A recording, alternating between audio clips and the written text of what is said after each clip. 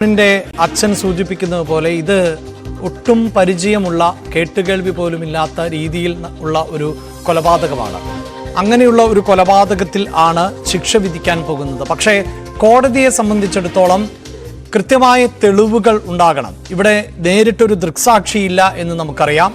സാഹചര്യ തെളിവുകളുടെ മാത്രം അടിസ്ഥാനത്തിലാണ് കോടതിക്ക് വിധി പറയാൻ സാധിക്കുക. മാത്രവുമല്ല, മരണപ്പെട്ട ഷാരോൺ മരണമൊഴിയിൽ പോലും ഈ ഗ്രീഷ്മയാണ് ഇതിന് പിന്നിൽ എന്ന തരത്തിലുള്ള മൊഴി നൽകിയിട്ടുമില്ല. അതുകൊണ്ട് തന്നെ ഈ വിധി പ്രസ്താവം ഏത് തരത്തിലായിരിക്കും എന്ന് നിയമവിദഗ്ധർ ആയിട്ടുള്ളവർക്ക് പോലും കൃത്യമായി വിലയിരുത്താൻ സാധിക്കുന്നുണ്ടോ?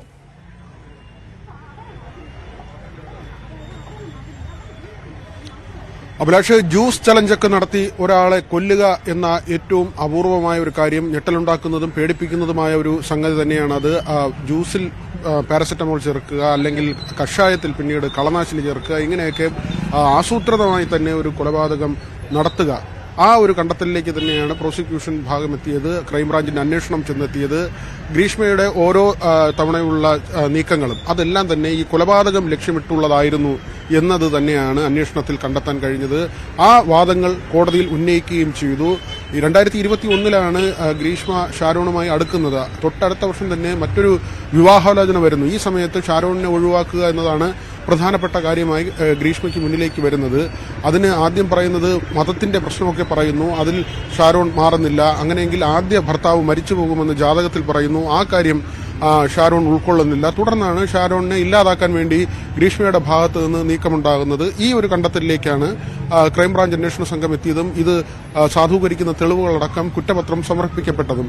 ഈ കേസിലാണ് നെയ്യാറ്റിൻകര സെഷൻസ് കോടതി ഇന്ന് വിധി പറയുന്നത്. അല്പസമയത്തിനുള്ളിൽ കോടതി ചേരും. പ്രതിയും ഇന്ന് കോടതിയിലേക്ക് എത്തുമെന്നാണ് മനസ്സിലാക്കുന്നത്. ഏവരും കാത്തിരിക്കുന്ന ഒരു വിധി തന്നെയാണ്. എന്താകും ഈ കേസിൽ കോടതി വിധിക്കാൻ പോകുന്നത് എന്ന കാര്യം.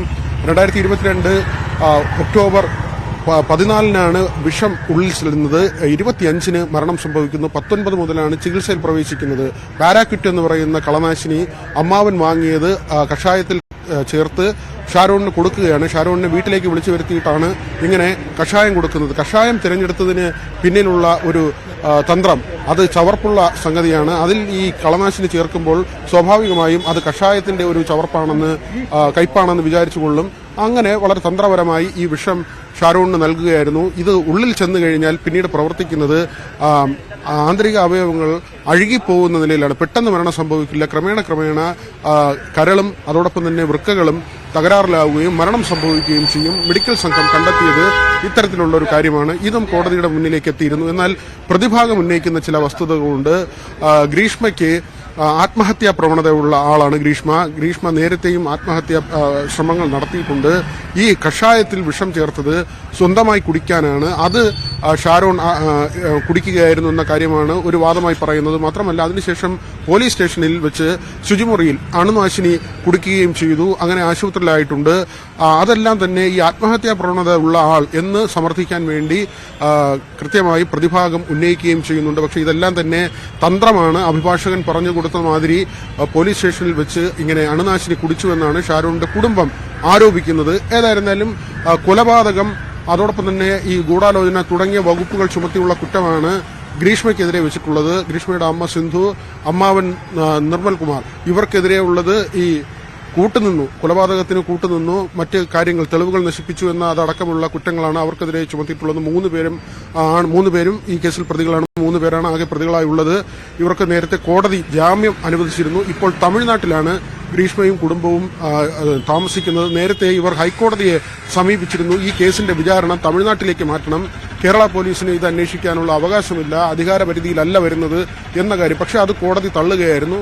തുടർന്ന് ജില്ലാ ക്രൈംബ്രാഞ്ച് കേസ് അന്വേഷിക്കുകയും നെയ്യാറ്റിൻകര കോടതിയിൽ വിചാരണ നടക്കുകയുമായിരുന്നു. ഇന്ന് ഈ സുപ്രധാനമായ കേസിൽ വിധി വരികയാണ്. അഭിലാഷ്, വളരെ പ്രധാനപ്പെട്ട കേസിൽ ആണ് വിധി വരുന്നത്. ഒപ്പം നേരത്തെ ഈ കേസുമായി ബന്ധപ്പെട്ട് നടത്തിയൊരു നിയമ പോരാട്ടം, അതിൽ എടുത്തു പറയേണ്ടത് ഷാരോണിന്റെ കുടുംബത്തിന്റെ പോരാട്ടമാണ്. കാരണം ഈ മരണം അതൊരു സ്വാഭാവിക മരണം എന്ന നിലയിലേക്ക് പോലീസ് തുടക്കത്തിൽ തള്ളിക്കളഞ്ഞതാണ്.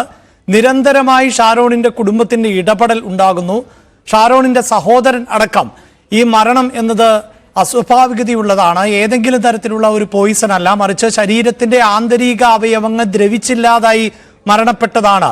അത് പെട്ടെന്ന് കഴിച്ച എന്തെങ്കിലുമല്ല, തുടർച്ചയായി ശരീരത്തിൽ ഈ പോയിസൺ ചെന്നതാകണം എന്നിങ്ങനെയുള്ള കണ്ടെത്തലുകളിലേക്ക് പോലും എത്തിയത് ആ സഹോദരൻ ആണ്.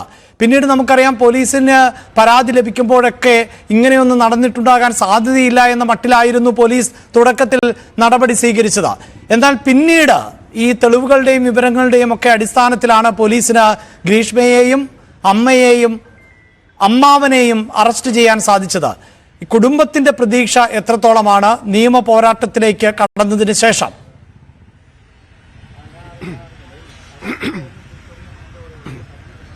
പരമാവധി ശിക്ഷ നൽകണമെന്നാണ് ഷാരോണിന്റെ കുടുംബം ആവശ്യപ്പെടുന്നത്. കഴിഞ്ഞ ദിവസം നമ്മൾ ഷാരോണിന്റെ മാതാപിതാക്കളെ കണ്ടിരുന്നു. ഇന്നും അച്ഛൻ ജയരാജുമായി നമ്മൾ സംസാരിച്ചിരുന്നു. അദ്ദേഹം പറയുന്നത് നിയമം അനുശാസിക്കുന്ന ഏറ്റവും പ്രധാനപ്പെട്ട ശിക്ഷ, ഏറ്റവും പരമോന്നതമായ ശിക്ഷ തന്നെ നൽകണം എന്ന കാര്യമാണ് പറയുന്നത്. കാരണം അത്രയും നിഷ്ഠൂരമായ ഒരു കൃത്യമാണ് ഈ പ്രതി ചെയ്തത്. മാത്രമല്ല, ഇതിന്റെ ഒരു കാഠിന്യം വർദ്ധിപ്പിക്കുന്നത് ഈ വീട്ടുകാർ കൂടി ഇതിന് കൂട്ടുനിന്നു എന്ന ഒരു കാര്യം, ആ ഒരു കാര്യം തന്നെയാണ് ഷാരൂണിന്റെ കുടുംബാംഗങ്ങൾ പറയുന്നത്. അന്വേഷണത്തിൽ കണ്ടെത്തിയതും അങ്ങനെ തന്നെയാണ്. ഇത് ബോധപൂർവം ഗൂഢാലോചന നടത്തി ഇങ്ങനെ ഒരു കൊലപാതകത്തിലേക്ക് പോയി എന്നത്. മറ്റൊന്ന്, നമ്മൾ ഗ്രീഷ്മയുടെ ഒരു സമീപനം കൂടി ഇവിടെ പറയാതെ പോവുക തരമില്ല അഭിലാഷ്. കാരണം ഈ സംഭവം നടക്കുന്നു, അതിനുശേഷം കുറ്റസമ്മതം നടത്തുന്നു, അറസ്റ്റിലാകുന്നു, തെളിവെടുപ്പ് ഉൾപ്പെടെയുള്ള സമയത്ത് നമ്മൾ കാണുന്നത് വളരെ ഉല്ലാസവതിയായി നടക്കുന്ന ഗ്രീഷ്മയാണ്. ഇങ്ങനെ ഒരു സംഭവം, ഇങ്ങനെ ഒരു മരണം നടന്നതിന്റെ, അത് ഗ്രീഷ്മ കൊലപ്പെടുത്തിയതാണെങ്കിലും അല്ലെങ്കിലും കാമുകനായിരുന്ന ഒരാൾ മരിച്ചു കഴിഞ്ഞിട്ടുള്ള നിമിഷങ്ങളാണ്, ആ ഒരു ഘട്ടത്തിലൂടെയാണ് കടന്നു പോകുന്നത്. പക്ഷേ ഒരിക്കൽ പോലും ഗ്രീഷ്മയുടെ സമീപനത്തിൽ എന്തെങ്കിലും ഒരു ദുഃഖമുള്ളതായി തോന്നിയിട്ടില്ല. മാത്രമല്ല, ജയിലിൽ, അട്ടക്കുളങ്ങര ജയിലിൽ മോശം പെരുമാറ്റം നടത്തിയതിനെ തുടർന്ന് ജയിൽ മാറ്റുന്ന സാഹചര്യവും ഉണ്ടായി. അങ്ങനെ അതിനുശേഷവും പല കാര്യങ്ങൾ പരിശോധിക്കുമ്പോൾ ഗ്രീഷ്മയുടെ ഭാഗത്ത് നിന്ന് ഈ ഒരു മരണം സംഭവിച്ചിട്ട് എന്തെങ്കിലും ഒരു കുറ്റബോധമോ അല്ലെങ്കിൽ ആ കുറ്റം ചെയ്തിട്ടില്ലെങ്കിൽ തന്നെയും ഒരു വേദനയോ വിഷമമോ ഉള്ളതായി ഒരിക്കൽ പോലും തോന്നിയിട്ടില്ല എന്ന കാര്യമാണ്. ഇവർ ഈ കേസ് തന്നെ തമിഴ്നാട്ടിലേക്ക് കൊണ്ടുപോകാനുള്ള ഒരു ശ്രമമാണ് നടത്തിയത്. കേരള പോലീസിന് ഇത് അന്വേഷിക്കാൻ കഴിയില്ല, അതിനുള്ള അധികാരമില്ല എന്ന കാര്യം കോടതിയെ ബോധിപ്പിക്കുകയും തുടർന്ന് തമിഴ്നാട്ടിലേക്ക് ഈ കേസ് കൊണ്ടുപോകാനുള്ള ഒരു നീക്കം നടത്തുകയും ചെയ്തു. പക്ഷേ അതെല്ലാം തന്നെ ഈ നിയമ പോരാട്ടത്തിന്റെ ഭാഗമായി തകർന്നു. കേരളത്തിൽ തന്നെ ഇതിന്റെ വിചാരണ നടക്കണമെന്ന് ഹൈക്കോടതി ഉത്തരവിട്ടു, സുപ്രീം കോടതി വരെ പോയി. പക്ഷേ അതൊക്കെ തന്നെ പാഴായി. ഇവിടെ തന്നെ അതിന്റെ അന്വേഷണം നടന്നു, അതിന്റെ വിചാരണ നടന്നു. ഏതാണ്ട് 6 മാസത്തോളം നീണ്ട വിചാരണ നടപടികളാണ്. ശക്തമായ വാദപ്രതിവാദങ്ങൾ ഉണ്ടായിട്ടുണ്ട്. ഈ ഷാരോൺ മരിക്കുന്നതിന് മുൻപ് പോലും അയച്ച വോയിസ് സന്ദേശം, അത് പിന്നീട് പുറത്തു വന്നിരുന്നു. ഞാൻ അങ്ങനെ ചെയ്യുമോടാ എന്ന് ചോദിച്ചുകൊണ്ട് ഈ പെൺകുട്ടി അയച്ച ഒരു സന്ദേശം, അത് ഷാരോണിന്റെ സഹോദരനാണ് പിന്നീട് പുറത്തുവിടുന്നത്. ഒരു മരണാസന്നനായി കിടക്കുമ്പോൾ പോലും തന്റെ നിരപരാധിത്വം അല്ലെങ്കിൽ താൻ അങ്ങനെ ചെയ്തിട്ടില്ല എന്ന് പറയുകയാണ് ഗ്രീഷ്മ ചെയ്തത്. ഏതായിരുന്നാലും ആ തെറ്റ് ചെയ്തിട്ടുണ്ടോ ഇല്ലയോ, വാദപ്രതിവാദങ്ങൾ എത്രമാത്രം കോടതി മുഖവിലേക്ക് എടുത്തിട്ടുണ്ട്, ഏത് ഭാഗത്താണ് കൂടുതൽ ന്യായം എന്നതൊക്കെ തന്നെ അല്പസമയത്തിനുള്ളിൽ നമുക്ക് അറിയാൻ കഴിയും. അഭിലാഷ്, തീർച്ചയായും ഷാരോൺ വധക്കേസിൽ ആണ് അല്പസമയത്തിനകം കോടതി വിധി പ്രഖ്യാപിക്കാൻ പോകുന്നത്. ഇവിടെ ഇപ്പോൾ ഈ പ്രതിയായിട്ടുള്ള ഗ്രീഷ്മ കോടതിയിൽ എത്തി എന്നുള്ളതാണ് ഏറ്റവും പുതിയ വിവരമായി കൂട്ടിച്ചേർക്കാൻ സാധിക്കുന്നത്. വിനോദ്, അല്പസമയത്തിനകം തന്നെ